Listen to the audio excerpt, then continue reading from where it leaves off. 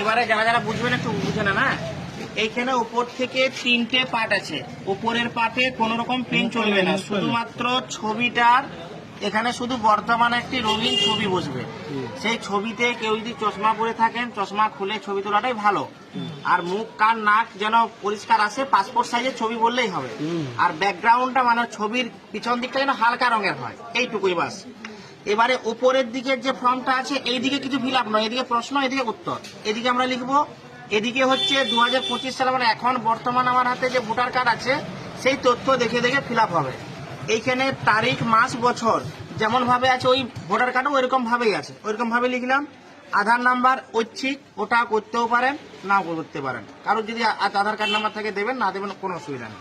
Mobile number কিন্তু must চাই, এবং যেটাতে ফোন ঢুকবে সব সময়ের জন্য সেরকম একটা মোবাইল নিয়ে বাড়ির 4 জন 5 জন 6 জন পর্যন্ত দেওয়া যাবে।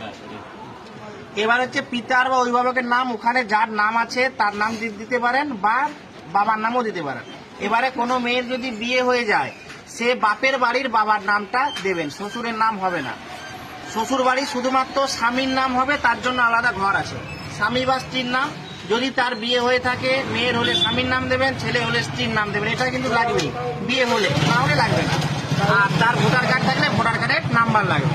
আর এখানে মায়ের নাম লাগবে, মানে মায়েরটা হচ্ছে মেয়ের যে বিয়ে হওয়া মেয়ের ক্ষেত্রে বাপের বাড়ির মা, শাশুড়ি নয়, ঠিক আছে? সবকিছু হচ্ছে বাপের বাড়ি। ছেলের ক্ষেত্রে তো মা একটাই, মানে যা হবে সব হবে বাপের বাড়ি। শ্বশুর বাড়ি শুধু স্বামীর নামটাই থাকবে, আর কারো নাম থাকবে না। এবারে আসছে এইদিকে 2002 সালের মূল যে তথ্য, কারুর বয়স যদি 40-এর উপরে হয়, নিজের নাম যদি 2002 সালের ইয়েতে থাকে ভোটার লিস্টে, তখন বাম দিকটা আমরা ফিল আপ করবো। আর তার যদি না থাকে তাহলে তার বাবা অথবা মা, ঠাকুমা, ঠাকুরদা, তার জন্য ডান দিকটা ফিল আপ করবো। এইদিকে যেমন ফিল আপ হবে, এইদিকেও সেরকম ফিল আপ হবে। একটা দিকে আমি ফিল আপ বলে দিচ্ছি। নির্বাচকের নাম, মানে ওই 2002 সালের লিস্টে যার নামটা আমি দেখছি, আমার নাম হোক বা আমার বাবার নাম হোক, সেই নামটা আমি লিখবো। আমার নাম যদি থাকে আমার নাম লিখবো, আর যদি আমার নাম না থাকে বাঁ দিকটা করছি না ডান দিকে করবো, তখন আমার বাবার নাম লিখবো বা মায়ের নাম লিখবো বা ঠাকুমা বা ঠাকুরদা। আর যদি কারোরই নাম না থাকে, এমনও হতে পারে 2002 কারোর নাম নেই, দুটো লিস্টে ফাঁকা রাখবে। শুধু উপর টুকুন ফিল আপ হবে, ছবি সাঁটাবেন, সই করবেন, বাস, বাকিটা ওনারা বুঝে নেবেন। তারপরে হচ্ছে যার নাম দেবো তার এপিক নাম্বার, তার আত্মীয়ের নাম, ওই 2002 সালের ভোটার লিস্টে তার একজন অভিভাবকের নাম থাকবে, যার নামটা থাকবে তার নামটা লিখবো। এক্ষেত্রে বলে রাখি, অনেকেই আছে ভোটার কার্ডে এখনের হোক বা 2002 হোক ভুল থাকতে পারে, টুকটাক ভুল, যেটা থাকবে সেইটাই লিখবো, ভুল থাকলে ভুলটাই লিখবো। আর যদি এমনও থাকতে পারে যে 2002 ভোটার লিস্টের নাম মানে ভোটার কার্ডের নাম্বারটাই নেই, লিখবো না, এখানে নেই, লেখা আছে এপিক নাম্বার যদি থাকে। অনেকের ফাঁকা আছে, থাকলে দেবেন, না থাকলে দেবেন না, কোনো চাপ নেই। এবার আত্মীয়ের নাম দিয়ে দিলাম। আত্মীয় সম্পর্ক, মানে যার নাম 2002 দিচ্ছি, তার সাথে তার যে আত্মীয় আছে, মানে তার যে অভিভাবক আছে, তার সাথে তার কি সম্পর্ক, এখানে আমার কোনো রোল নেই।